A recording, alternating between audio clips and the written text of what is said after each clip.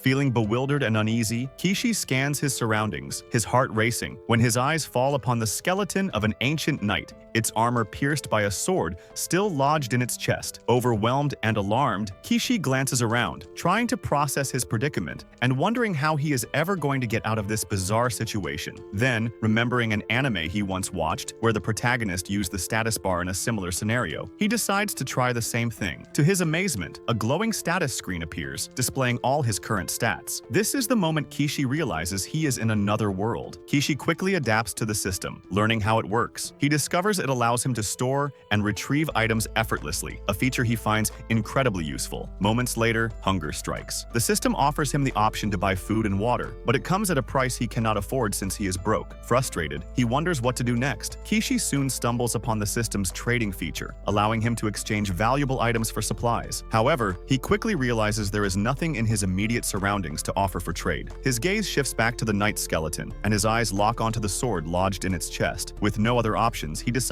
to use the sword for a trade. The system accepts the weapon, granting him 2 cartons of milk and some bread in return. After satisfying his hunger, Kishi uses the leftover trade points to buy a shovel. With it, he carefully buries the knight's remains, offering a prayer of gratitude for the meal and the sword that helped him survive. Next, he buys a bike and begins exploring the area, knowing he needs to find a settlement and earn money quickly. Kishi spends the rest of the day gathering items and trades them in for food and utensils. As night falls, he prepares a curry meal, ready to finally enjoy it, when a pack of black forest foxes starts creeping toward him. Fear grips him as he scrambles for a solution, searching through his system. The only thing he can find is a box of fireworks. He throws them at the foxes, but they do not work. Panicking, he keeps looking until he discovers a slingshot with unlimited ammo. He fires a few shots, successfully scaring off the foxes. Relieved but shaken, Kishi jumps on his bike and gets out of there as fast as he can. The next morning, Kishi finds himself at the edge of the forest, mentally preparing to face whatever challenges this strange new world has in store. Determined to find a way out, he resumes exploring the area. Using his system, he decides to purchase a stepladder and a pair of binoculars. Climbing up with the ladder, he scans the horizon through the binoculars and spots the walls of a city in the distance. This sight fills him with a glimmer of hope, as he believes reaching the city might provide him with an opportunity to earn money and start figuring things out. With newfound determination, Kishi pushes his way through the dense weeds, moving as quickly as he can toward the city. Along the way, Kishi reaches a crossroad and narrowly avoids being hit by a speeding carriage. The carriage stops in front of him, belonging to a young blonde-haired merchant named Fu, who feels bad about the near accident. Noticing the heavy rain, Fu offers Kishi a ride to the city free of charge. Kishi climbs into the carriage and notices another passenger inside. Fu explains that she is just a traveling bard and fellow traveler. As they continue their journey, Fu observes that Kishi's attire and name are unusual. Curious, he asks Kishi what brings him to the city of Daya, suspecting that he is not a local. Kishi brushes off the question, simply stating that he is heading there for business purposes. Before long, they reach the city gates. Kishi lends Fu a hand unloading boxes from the carriage, and in return, Fu hands him a small pouch as payment for the ride. Curious, Kishi opens the pouch and discovers it is filled with pepper. His expression turns serious as Fu cautions him about openly carrying spices. Fu explains that the spice syndicate holds a strict monopoly over spices, making it risky to possess them without proper connections. Despite the warning, Fu offers to buy the pepper from Kishi, but Kishi insists on gifting it to him. Fu, however, refuses, stating that as a merchant he is happy to get things cheaply, but will not take anything for free. After handing Kishi 3 silver pieces in exchange for the pepper, Fu climbs back onto his carriage and continues on his way. Kishi looks at the silver coins in disbelief, realizing how much they are worth in yen. He is shocked by their value and feels a newfound sense of fortune. With money in hand, his next priority is finding a place to sleep. He heads to an inn where he meets the attendant, a woman named Alia. She greets him and guides him to the service counter, explaining the available rooms and payment methods. After paying for a room, Alia asks Kishi to write his name in the guest register. It is at this moment that he realizes he does not know how to read or write in this world's language. Feeling embarrassed, Kishi explains his predicament to Alia. She listens carefully before offering a word of caution, pointing out that the Merchants Guild will never accept him as a registered merchant if he struggles with fundamental skills like reading and writing. Kishi quickly clarifies that he is fully capable of reading, writing, and even performing mathematical calculations, but he admits he cannot do so in this nation's writing system. To verify his claim, Alia decides to test him with a math question. To her surprise, Kishi answers it effortlessly. Satisfied that he possesses the essential skills, she guides him through writing his name in the register. Afterward, Kishi asks if she can teach him how to read and write in the nation's language, offering her some candy. as a reward. Excited by the offer, Alia immediately agrees. As they talk, Kishi learns that the land he is in is the Kingdom of Kaden, a nation governed by a hierarchical system with nobles and a king. Kishi spends most of the night with Alia, discovering that the country's language is not too different from his native Japanese. Lying on the bed with a faint blush, Alia is impressed by how quickly Kishi picks it up, confidently concluding that he will do well as a merchant. While Alia takes a moment to rest, Kishi, feeling a bit bored, decides to sketch a portrait of her. When he shows her the drawing, she is astonished by how lifelike it appears. Remembering all the kindness Kishi has shown her so far, Alia blushes deeply once more and gently pulls him onto the bed to thank him in her own way. Later that day, Kishi goes downstairs to the guild center where he meets the receptionist. She hands him a handwritten registration form to fill out. He is initially confused about why it is handwritten, but then realizes they have not developed printing technology yet. After filling out his details, he returns the form to the receptionist who validates it. However, she informs him that the guild registration fee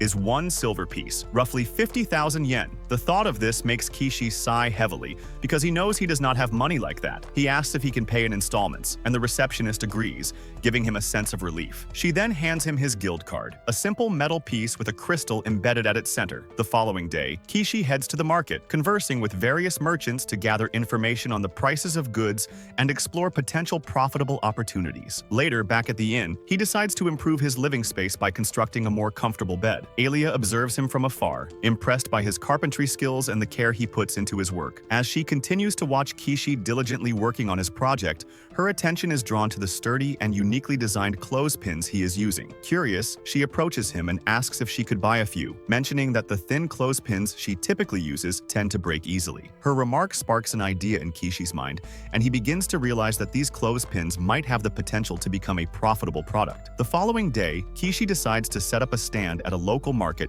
to sell these clothespins. The stand next to his is run by a woman named Anima. Shortly after he opens for business, Anima comes over to buy a few clothespins from him. Kishi seems surprised by her interest, but Anima casually tells him there is no rule against stand neighbors buying from each other. With this interaction, they exchange introductions and strike up an acquaintance. Kishi's clothespin business quickly turns into a massive success. On his very first day, he attracts a constant flow of customers, much to his excitement. Anima shares in his joy, thanking him for the boost in foot traffic as the crowd drawn to his stand has also brought more customers her way. Later, Kishi takes some time to review his earnings. To his amazement, he discovers he has made a profit equivalent to over 15,000 yen in just one day, a considerable sum by the local standards. This achievement solidifies his belief that selling clothespins alone could provide him with a steady and sustainable livelihood. Just as he finishes his calculations, another customer approaches his stand, a tall blonde man with a sword on his hip, giving off the impression of someone important. The man browses the stand and eventually asks if Kishi has any knives suitable for battle. Kishi shows him a finely crafted blade,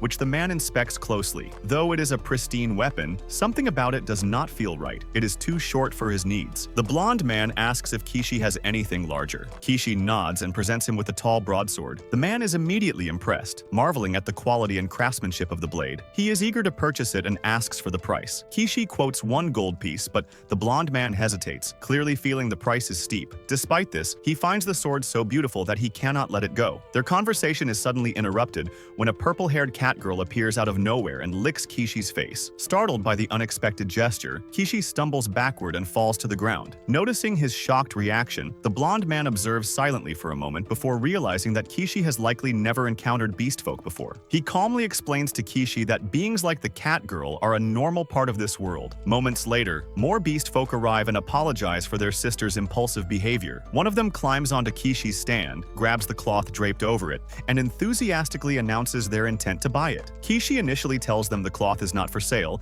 but reconsiders upon seeing an opportunity to make money. He decides to sell the cloth for 9 pieces of copper, including a discount of 1 copper piece. The beast folk, however, do not have the exact amount. Kishi assures them it is fine and calculates the change they are owed. The beast folk look at him suspiciously, unsure if they can trust his math. Just as tensions rise, the blonde man speaks up, confirming that Kishi's calculations are accurate. Satisfied, the beast folk hand over the money, take their cloth, and leave. The beast folk are not known to be the brightest when it comes to calculations, so it makes sense. The blonde man, impressed by Kishi's honesty and ingenuity, ultimately decides to purchase the sword after all. Elsewhere in the city, a maid who purchased Kishi's clothespins shows them to her master, Primula. Intrigued, Margaret asks if they could be used in the mansion, pointing out how much easier they would make the maid's chores. Primula agrees enthusiastically, suggesting they purchase more the following day. Taking the idea further, she envisions selling the clothespins through her own company, recognizing them as a potential gold mine. Excited by the opportunity, she rushes off to seek her father's permission to move forward with the plan. That evening, Kishi is taking a bath by the well, wishing he could have a warm bath, but those have not been invented yet. He decides he is going to have to make one himself. Looking through the store to see if there is anything he could use to make the hot bath, he happens to find a barrel for sale and intends to fill it with water and put it over a fire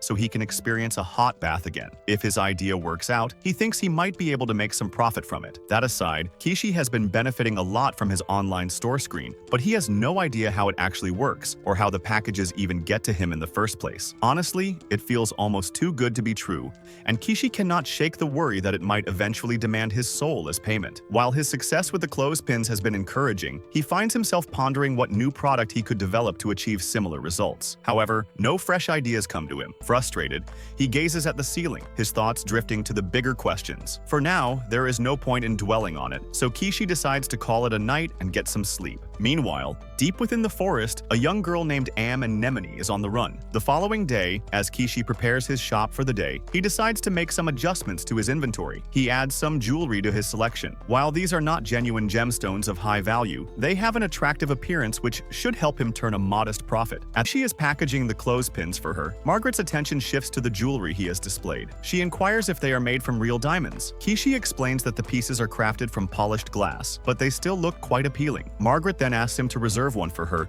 so she can return and purchase it later. The day continues as usual. He hesitates after hearing about the spice syndicate and not knowing how they operate or what they might do if they discover he is selling spices. He feels it is too risky. The beast folk continue to plead with him, hoping he will make an exception. But the locals in the area step in, explaining that it is unreasonable to expect someone as new as Kishi to jeopardize his business for them. Hearing this, the beast folk seem to understand and back down. Kishi cannot sell them any spices, but it technically will not be breaking any rules if he just shares a meal with them. So he invites the group to come eat with him, but it is going to have to be out in the woods so he does not attract any negative attention. The beast folk are really happy to hear this. Later that night, they all meet Kishi and Anima on the outskirts of town so they can begin cooking. Kishi is about to begin cooking when Anima asks if she can help. He tells her to cut some of the veggies for him. However, when Anima takes a look at the veggies, she cannot believe how vibrant and juicy they look. Kishi explains that he got these from a foreign country and guarantees that they taste really good. While Kishi and Anima warns them to control themselves, reminding them that alcohol is quite expensive, but Kishi does not see any harm in indulging them a little. So he pulls out a bottle of inexpensive booze and pours a few. Anima warns Kishi that he is being a little too generous, but he does not see anything wrong with letting the beast folk enjoy themselves, especially since they seem to be good people. That night, they drink together, bathe together, and eventually fall asleep under the stars. Miley seems to really like Kishi now. The next morning, Kishi returns to the inn, and Alia is a bit upset since he was out all night. Kishi tries to explain that he was just hanging out with a couple of beast folk outside town.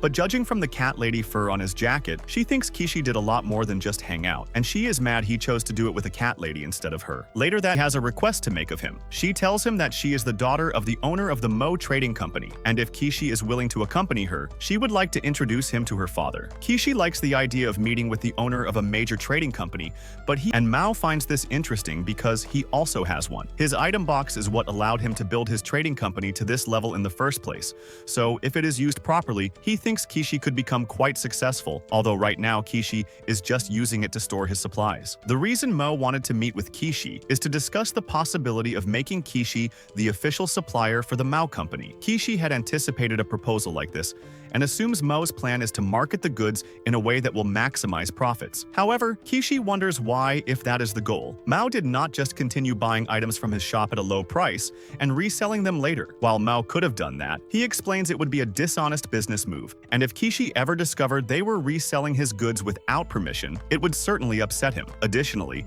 approaching Kishi however, when he tries to stuff the trees in his item box, it does not work. It looks like the trees are too long to fit, so he is going to have to bust out the chainsaw and and cut them down into more manageable pieces. He eventually shortens the trees into 10-meter logs, and this way he is able to fit them in his item box. So he is almost done with the tree removal. The only thing left to do is pull out all the tree stumps, but that is going to be a lot of work. The bulldozer engine, only to discover that it runs on diesel, and his store does not sell diesel at all. This throws him into a panic, as the thought of wasting so much money on something he cannot even use is overwhelming. The wizard 2 oranges in exchange for lowering the price. Since the wizard has never seen oranges before, he assumes they must be a rare and exotic fruit and agrees to give Kishi a discount because of the trade. Later that day, Kishi has a conversation with Anima, who mentions that the wizard is incredibly knowledgeable and someone worth having as a friend, essentially the complete opposite of the wanted criminal Shaga, whose posters are displayed all over town. As the leader of a notorious bandit group, Shaga has a substantial bounty on his head. That very night, he orchestrates a raid on a carriage transporting slaves, leaving everyone wondering what he plans to do with them. After spending so much on the bulldozer, his finances are nearly drained, forcing him to pause any further construction for the time being.